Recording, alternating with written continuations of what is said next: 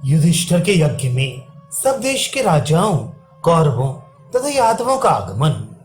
वैशंपायन जी कहते हैं, जन्मेजय युद्ध विजय पांडु कुमार नकुल ने हस्तिनापुर में जाकर भीष्म और धृतराष्ट्र को निमंत्रित किया। तत्पश्चात उन्होंने बड़े सत्कार के साथ आचार्य आदि को भी न्योता दिया। वे सब लोग बड़े प्रसन्न मन से ब्राह्मणों को आगे करके उस यज्ञ में गए। भरत कुलभूषण यज्ञवेत्ता धर्मराज का यज्ञ सुनकर अन्य सैकड़ों मनुष्य भी संतुष्ट हृदय से वहां गए। भारत धर्मराज युधिष्ठिर और उनकी सभा को देखने के लिए संपूर्ण दिशाओं से सभी क्षत्रिय वहां नाना प्रकार के बहुमूल्य रत्नों की भेंट लेकर आए। धृतराष्ट्र, भीष्म, महाबुद्धिमान विदुर, दुर्योधन आदि सभी भाई, गांधार राज सुबल, महाबली शकुनी, अचल, वृषक, रथियों में श्रेष्ठ कर्ण, बलवान राजा शल्य, महाबली वाहिक, सोमदत्त, कुरुनंदन भूरि, भूरिश्रवा, शल, अश्वत्थामा, कृपाचार्य, द्रोणाचार्य, सिंधुराज जयद्रथ, पुत्रों सहित द्रुपद, राजा शाल्व, प्रयाग ज्योतिषपुर के नरेश, महारथी भगदत्त, जिनके साथ समुद्र के टापुओं में रहने वाले सब जातियों के मिलेच्छवी थे, पर्वतीय नृपति गण, राजा वृद्धवल, पौंड्रक वासुदेव, वंग देश के राजा कलिंग नरेश, आकर्ष, कुंतल, मालव, आंध्र, द्राविण और सिंघल देश के नरेशगण, काश्मीर नरेश, महातेजस्वी कुंती भोज, राजा कौर वाहन, वाहिक, दूसरे शूर नृपति गण अपने दोनों पुत्रों के साथ विराट, महाबली माविल्य तथा नाना जनपदों के शासक राजा एवं राजकुमार उस यज्ञ में पधारे थे। भारत पांडु नंदन युधिष्ठिर के उस यज्ञ में रण दुर्मद महापराक्रमी राजा शिशुपाल भी अपने पुत्र के साथ आया।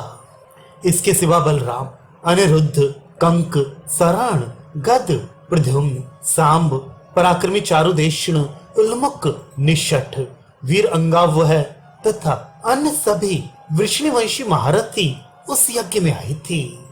ये तथा दूसरे भी बहुत सी मध्यदेशी नरेश पांडुनंदन युधिष्ठिर के राष्ट्रीय महायज्ञ में सम्मिलित हुए थे।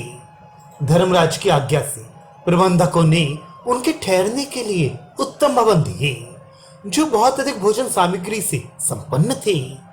राजन उन घरों के भीतर स्नान के लिए बावलियां बनी थी और वे भांति भांति के वृक्षों से भी सुशोभित थे। धर्मपुत्र युधिष्ठिर उन सभी महात्मा नरेशों का स्वागत सत्कार करते थे। उनसे सम्मानित हो उन्हीं के बताए हुए विभिन्न भवनों में जाकर राजा लोग ठहरते थे। वे सभी भवन कैलाश शिखर के समान ऊंचे और भव्य थे, नाना प्रकार के द्रव्यों से विभूषित एवं मनोहर थे। वे भव्य भवन सब ओर से सुंदर, सफेद और ऊंचे परकोटों द्वारा घिरे हुए थे। उनमें सोने की झालरें लगी थी। उनके आंगन के फर्श में मणि एवं रत्न जड़े हुए थे। उनमें सुखपूर्वक ऊपर चढ़ने के लिए सीढ़ियां बनी हुई थी। उन महलों के भीतर बहुमूल्य एवं बड़े बड़े आसन तथा अन्य आवश्यक सामान थे। उन घरों को मालाओं से सजाया गया था। उनमें उत्तम अगरों की सुगंध व्याप्त हो रही थी।